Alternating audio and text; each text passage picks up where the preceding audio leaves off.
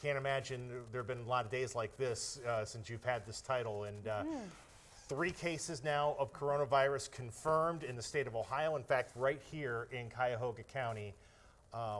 As we want to get your questions here on these platforms, but as we're kind of getting ourselves started, how surprised were you that it took this long for Ohio to get a confirmed case with everything that had been kind of unfolding over the last few days and really weeks? Yeah, you know what, I wasn't really surprised. I was kind of grateful it took this long because it gave us enough time to sort of get more prepared for it than the rest of the country when it really hit Seattle.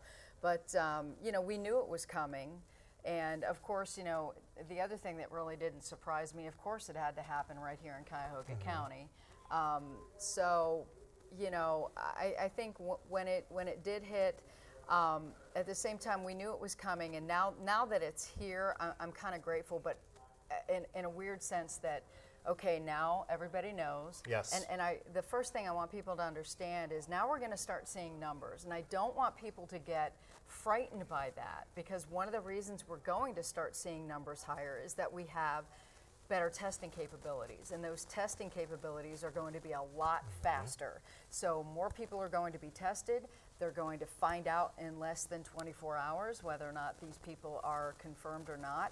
And so those numbers are going to go up if we are having more confirmed cases. So I don't want people to be panicky about those numbers. It's just because we now have the ability to test people a lot faster and, you know, get to them. But at the same time, remember, these 3 cases we now have in Cuyahoga County, none of them are sick enough to be in the hospital. They're all quarantined at home.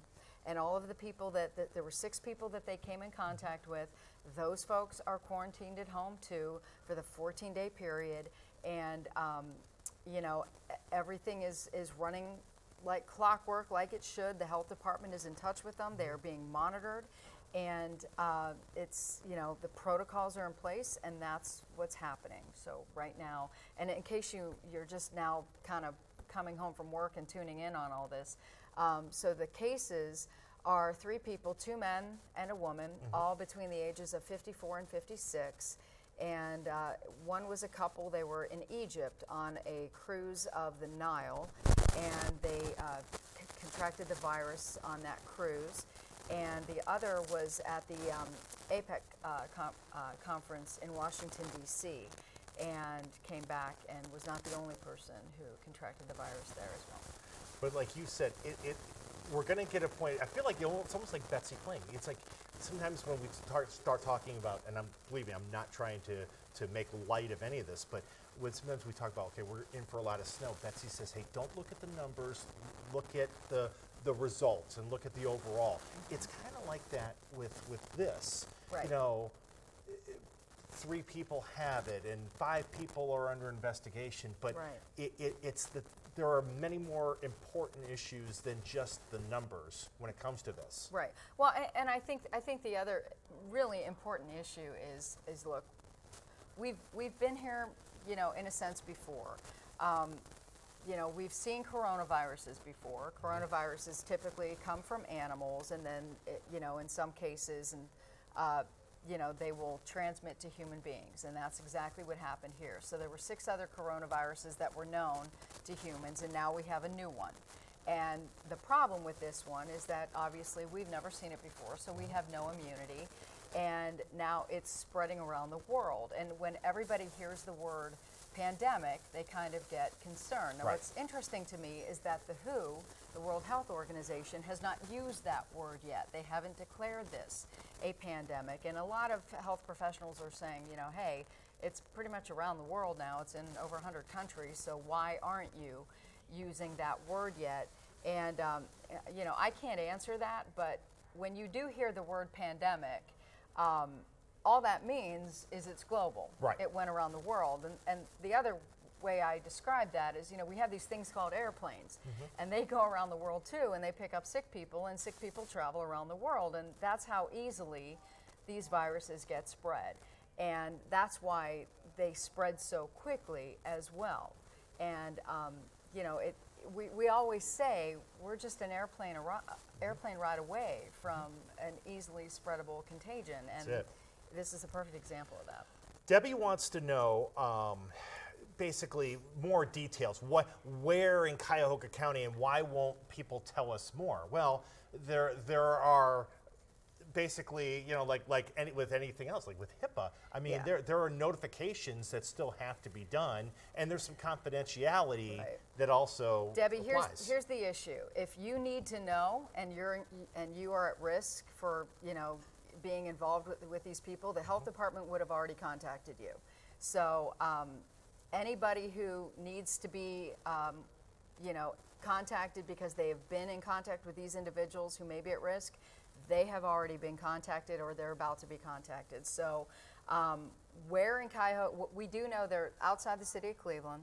I know somebody had said, Cuyahoga County is a big county. Yep, just got that, yep. Believe me, I know everybody wants to know, but you're right. It is a HIPAA issue.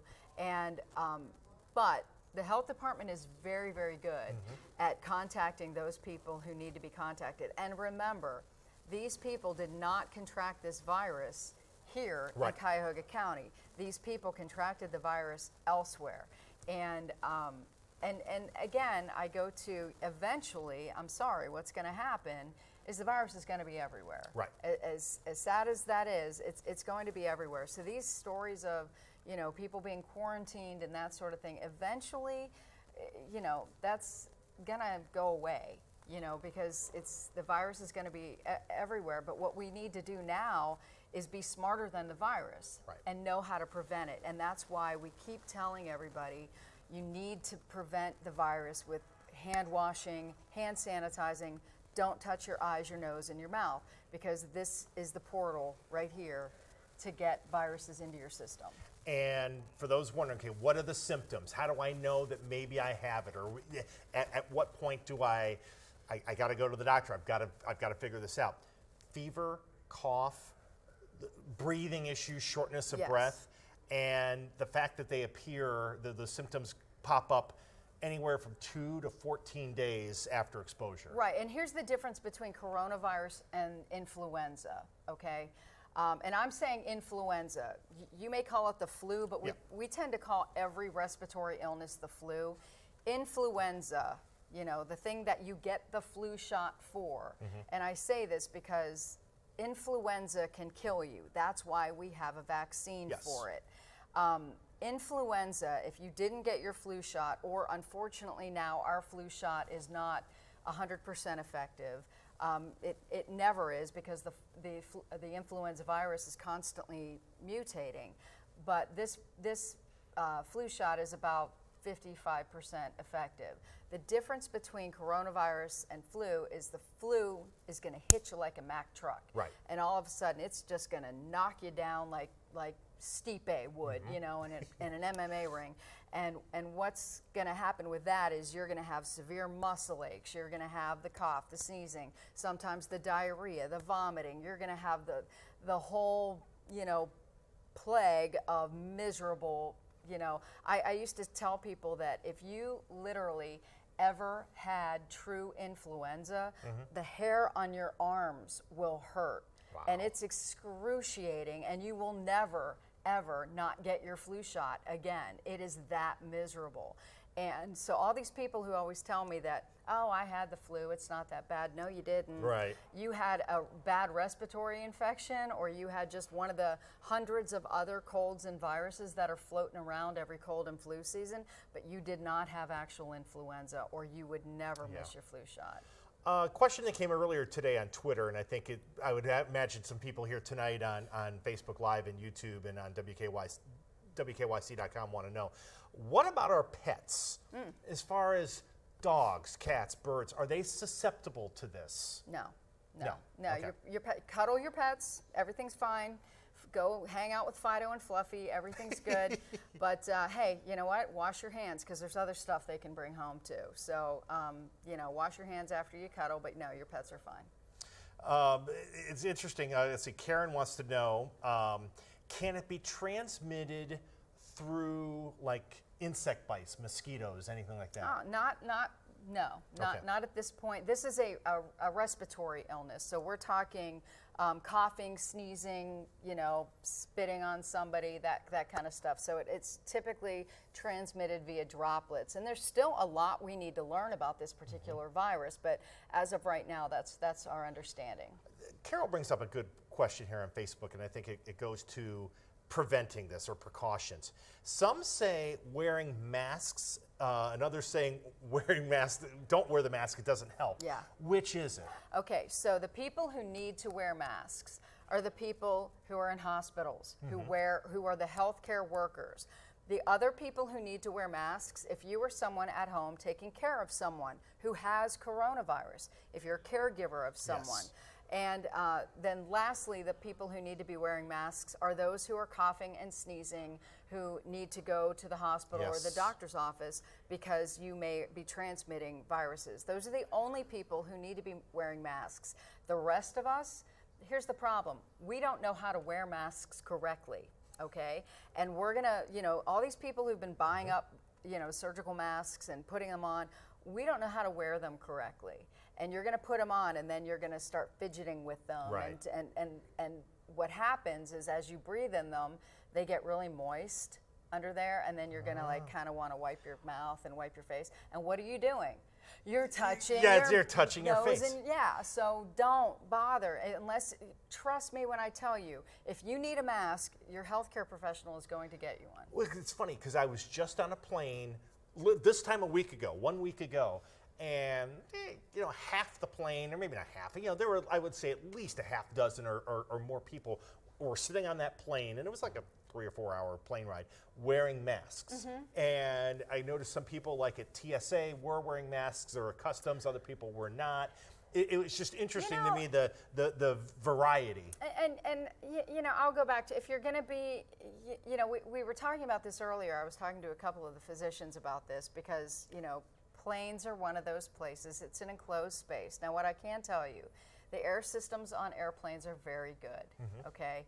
But at the same time, if somebody is sitting on that plane and they have horrible cough etiquette, and we all know at this point, we Yes. need cough etiquette. So Indeed. if you're not going to cough into a tissue or your elbow like you should be, and you're just going to cough and put sputum everywhere, and you're sitting near that person and you're 6 feet away, you're going to be pretty mad about that because if they do carry something, and it doesn't have to be coronavirus, it can be any other illness.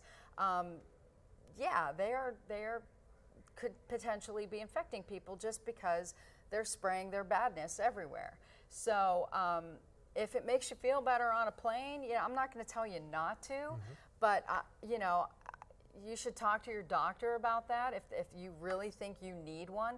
The people I would be most concerned about are people who have breathing difficulty to begin with. Yes. So if you're an asthmatic, or you have COPD, or you Any have kind of compromised immune system. those are the people that, if you're going to be in an enclosed space and there might be sick people on an airplane, then maybe I would talk to my doctor about wearing some type of protection.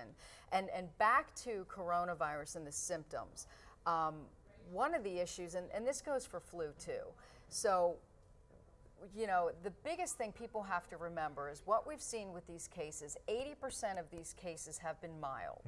That's really important to remember. So the majority of people who get sick do not get sick enough to be hospitalized, okay?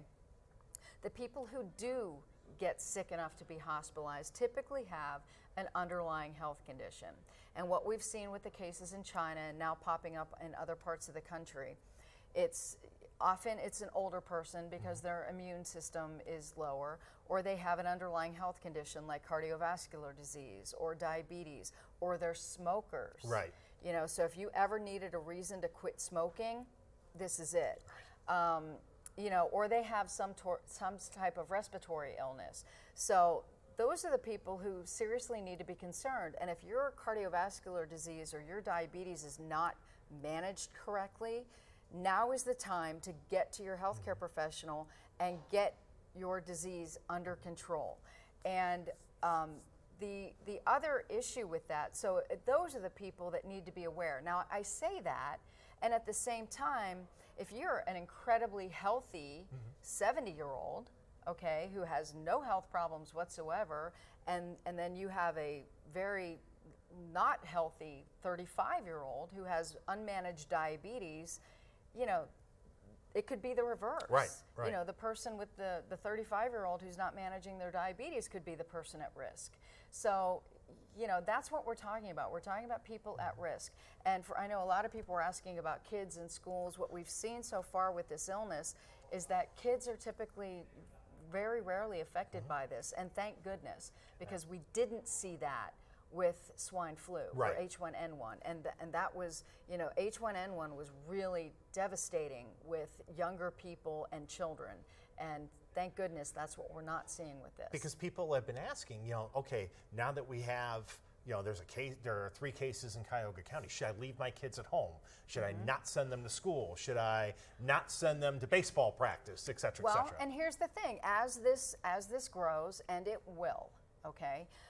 As this grows, and it will, do not be surprised, and I say this, don't panic, but do not be surprised if our emergency response decides that, you know what, this disease, we need to contain it, which, you know, in China they waited kind of till the last minute, right? So, and now we see what's happening in Italy with Milan and Venice, and now they've canceled all the soccer, or, you know, in Italy. Ireland's canceled all of their St. Patrick's Day events, basically. Yeah, exactly. So if we start seeing more and more cases and this spreading, do not be surprised if we see some concerts canceled or maybe some baseball games canceled. It's not out of the realm of possibility. Not saying it will happen, but just saying it's you know, depending on how, you know, what happens here, unless we can get it contained. You know, and that comes down to us. It really does. It comes down to us using preventative measures we have the power over this, ironically, and that's, you know, using those preventative measures to stop the virus in its tracks and not let it spread. So the onus is on us. It's interesting because this happens today in Cuyahoga County. Tomorrow, you've got both of the Democratic presidential nominee frontrunners, Joe Biden and Bernie Sanders, come into town. As of right now, the rallies are still on. The Mid-American Conference put out a statement earlier today saying the MAC tournament, which is slated to begin Wednesday at Rocket Mortgage Fieldhouse. The first rounders are going on tonight. But Wednesday is when the action moves to Cleveland, that they're on his schedule. But it sounds like if you're in a situation where you're risking exposure from people who've been overseas, like the Arnold down in Columbus, even like Western Reserve Academy down in Hudson, which has a good portion of their student body from outside of the United States, they've essentially told their students, hey, look, for right now, stay home, we're going to do online. So if it sounds like if anything is risking from an international perspective, is almost being shut down at this point. I think, you know, I think what's going to happen is the schools and, you know, the communities and, you know, every sports facility and everything else, they're taking their cues from, you know, the city health department, the county health department, the city, and then the state health department and the CDC. Everybody is getting guidance, and that's what they're following, and that's what they should follow, because that's where the protocols have been put in place. And we've gone through these pandemic plans before. These pandemic plans are not new. They were not created and thrown in a file cabinet. These plans were made, and then they were constantly gone over and gone over and gone over, and then they look at the worst case scenario, and then they figure out, okay, where does this fit? And this is not the worst. The zombie apocalypse would be the worst case scenario, and this isn't it. So I think that, you know, this is something that, yes, it's something that we've not seen before, but we've not seen, you know, we didn't see West Nile virus before. We got through SARS. We got through H1N1. We got through the whole bird flu thing. We've been through a number of things, and granted, yes, those were influenzas, and we had some immunity to, some people did, and this one's a little new, but we have gone through these things, so we know how the plan works, right? And we know what to do, and it's just, and like I said, the onus is on us. You don't need to panic about this. You just need to use common sense. Right.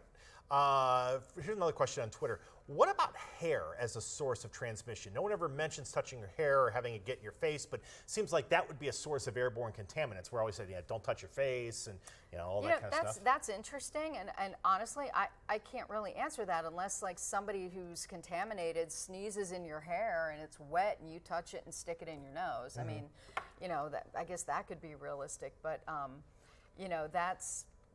Who knows? I mean, that could be something, but again, it has to be, you have to have a contaminant in your hair, I suppose, in order for it to get into your, body cavity. Do you subscribe to the, when you need to wash your hands, do the double happy birthday song, how, as you're scrubbing your hands, what are you doing? I'm actually, I'm now to the point where I'm scrubbing my hands. I have like a routine.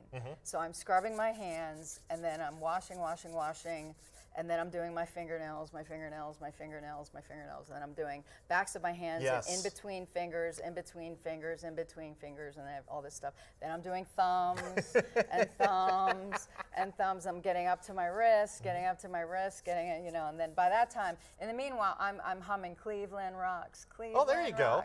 and I'm singing that 4 times. And if the chorus 3 times, 4 stanzas, Right. That's musician. Music terms. And music nerd. That's and right. But if you do that, it's actually 22 seconds. So yes, I'm a nerd, and I actually. Because I counted. I did the in my head, and I'm like, I don't know if I'm going long enough. So about 25, 30 seconds. Yeah, well, I mean, 20 is ideal, but the thing is, you got to make sure you can't just do this for 20 seconds. You can't just scrub, Yeah, you can't do this. You've got to get every nook and cranny of your hands, and don't forget your thumbs and the sides here.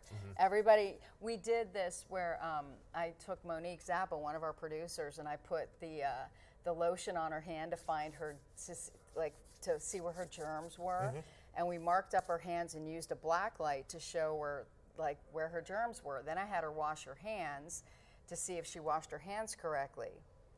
Yeah, and then she forgot this whole area right here she missed because she didn't get her thumbs.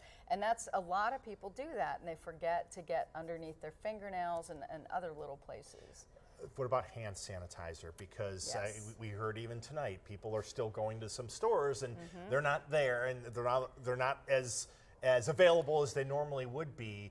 We've actually put how you can make it online. Yes, and what's ironic to me though is we keep showing video of there's no hand sanitizer. I want to see video of how much soap is I want to see the shelves of soap. Yes, Are people yes. buying out soap too? With hand sanitizer, ideally, here's the thing. Ideally, if you can wash your hands with soap and water, and you don't need scalding hot water. Right. You don't. So lukewarm to cool water works just fine. But if you have hand sanitizer, you don't have access to hot or to water, soap and water, you can use hand sanitizer.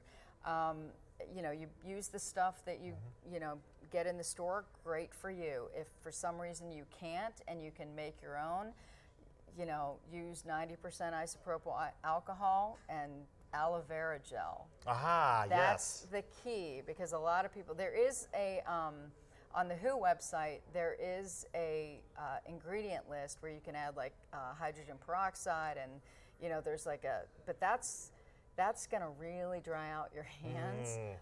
The trick is to use something in there that's at least going to give you a little bit of moisture. Right. So aloe vera gel is a good thing you could probably use, or they even have some baby oil gel you could try, that kind of stuff. But the trick is you got to use at least, make 60% of it has to be 90% alcohol. As we were getting on, you may have seen it here at WKYC.com. We pushed it out. we now have found out, we've got it confirmed, that one of the 3 Cuyahoga County residents who has a confirmed coronavirus is from as a staff member at the Jewish Education Center over in Beechwood, and the offices are going to close for 2 weeks. Everything's that seems to be the magic time, because the same, because Congress, those members of Congress who were exposed at the convention in Washington, they're saying basically they're self-quarantining for 2 weeks. That seems to be the magic number. Yeah, that's what we know, how long the virus can last, and typically, when someone's exposed, how long it needs to be before, the symptoms and everything are gone. That's what they found. As you've talked to people, doctors and those who work in boards of health, any idea about a vaccine, how long it might take, one, to get one, and then obviously the other problem is to mass produce it to the point where people are going to be feeling safe? Well, I think that's the problem. Everybody kind of counts on, the vaccine route, and yes, it would be wonderful if we had one, but realistically, if they don't start doing human testings, I think that the first potential vaccine goes into human testing with 20 to 25 human volunteers at the end of April. So then from that point, by the time testing is finished and then by the time we may see a vaccine, it could be a year to 18 months. Right. So once you get a legit vaccine that isn't going to be harmful and is going to work, which is key, obviously, then you're going to have to find a company that's going to be willing to manufacture it. Right. And then you're going to have to mass produce it. So by the time all of that gets out, and then I would venture to guess the first place those vaccines are going to go, they'll go to the people who are most vulnerable. So not all of us are going to get that vaccine right off the bat. And that, I think, is something people need to be aware of, is that when that vaccine hits the market, I'm just guessing here from, I'm speculating from past experience that this is what I would venture to guess I might see, is that that's what would likely happen. And, and so the vaccine, by the time we even see it, it could be, 2022. Right. So who knows where we're going to be at that point. That's your point. Then to your point, it's like we have to contain it ourselves with proper procedures. And we can do that. Yeah. We can do that, and it just, again, it comes down to just using common sense, and being aware of your surroundings and using cough etiquette and if you are sick, stay home. Right. If you do have a fever is key with coronavirus. So if you have a fever and you have a dry cough, those are the 2 main things. Those are the things that you need to be aware of. You need to call your doctor. Right. You need medical attention the second you think you have breathing difficulties. And ideally, it's really important that you call your doctor, and the big push right now is telemedicine. Yes. So if you have access to telemedicine, use it. And if you don't, call your doctor or call your closest local emergency room and ask where you should go. Right. Because your local emergency department or your local hospital may not be the best place for you to go. So you really need to think smart, and you need to call ahead and find out, like, hey, I think, I may have this, and just don't think like, I'm coughing, I think I have coronavirus. There's chances are, unless you've been exposed legitimately to somebody who, like these individuals who, overseas were traveling, and there's there. But again, we're going to be seeing more cases, and this is going to change. The dynamic of this entire outbreak is going to change eventually. So, Christian and Lorena were bringing up the point when we talked about proper hand washing procedures.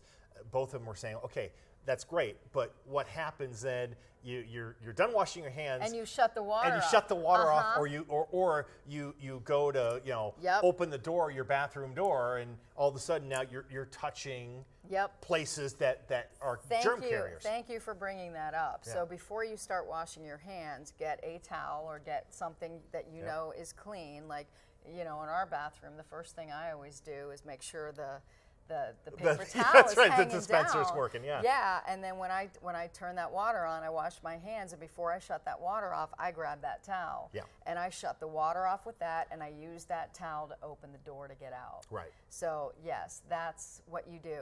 And as much as you can avoid, we've got elbows, we've got feet, you can take a pen, and so as much as you can avoid touching public surfaces, door handles, goodness, anything in a bathroom, Right. And I mean, I don't want people to be germaphobes, but now's the time it's actually okay to be a germaphobe for a bit.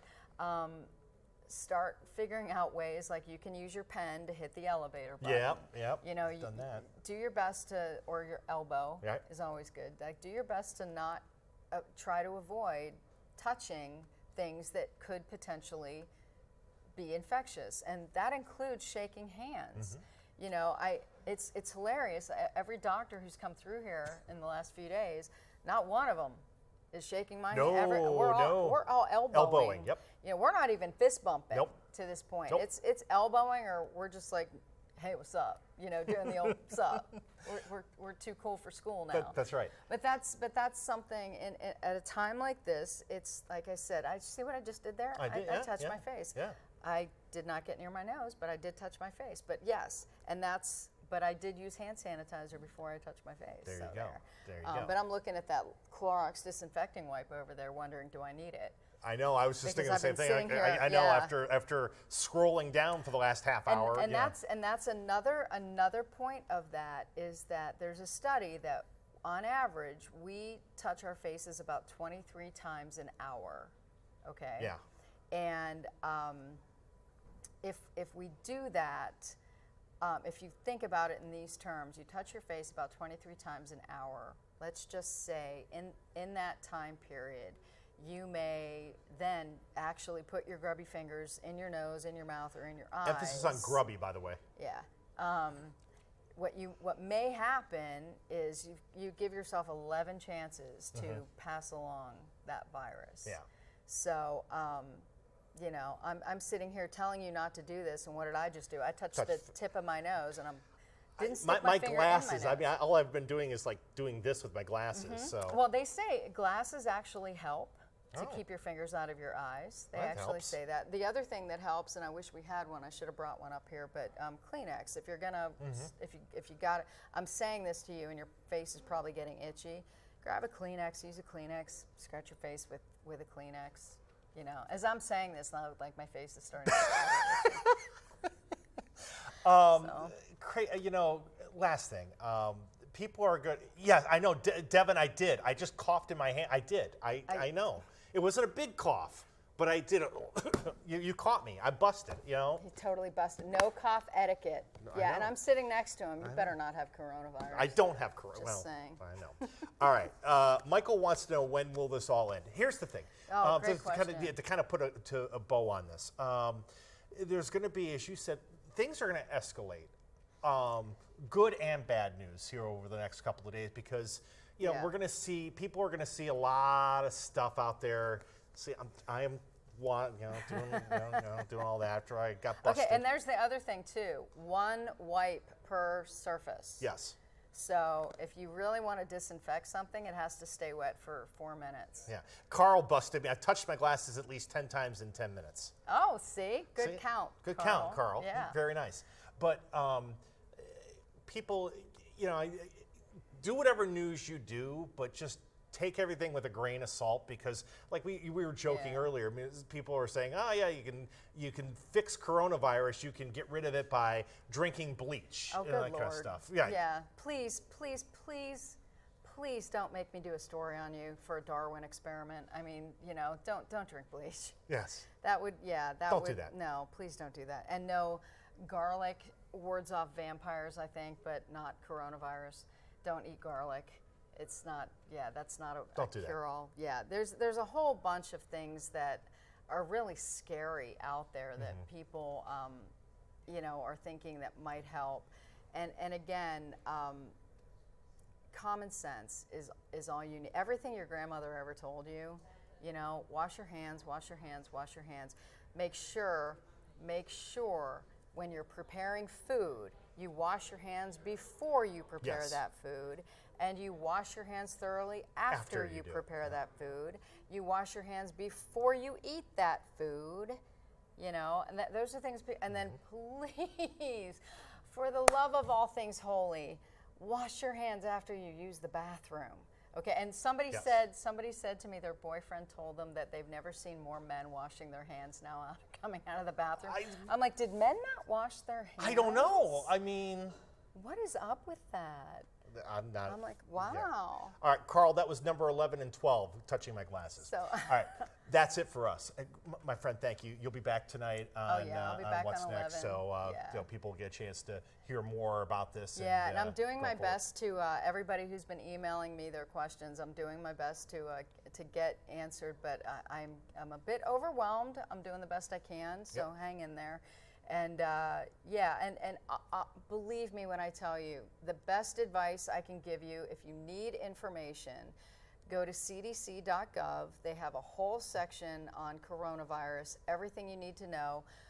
Our Ohio Department of Health also has a whole section on coronavirus, and they just put up a phone number. So it's 833 4ASK-ODH. It's the number 4 ASK-ODH, 833-4-ASK-ODH, and you'll put that on Facebook. Yep.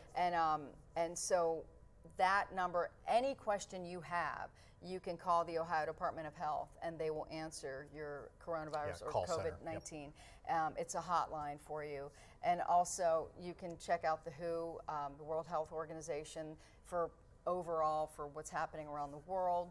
And also, if you plan on traveling, remember, as of right now, there is no domestic restriction. They're advising you don't go on a cruise.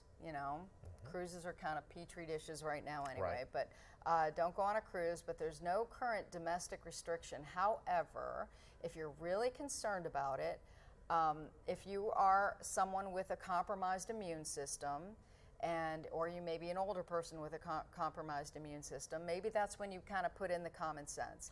And maybe you think twice about that travel. Right. Or if you are traveling and you're concerned, wherever you're going, contact the local health department and ask them if they're having an issue with it, or ask them their advice to the place you're going.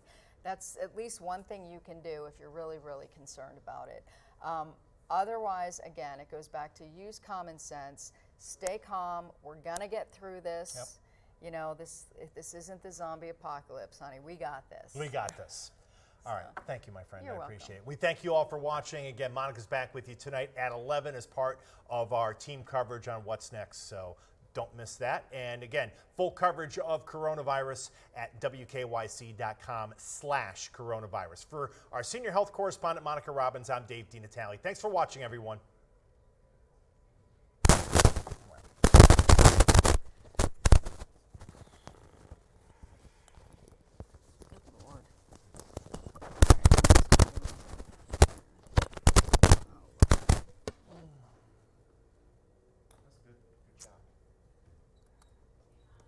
Yep.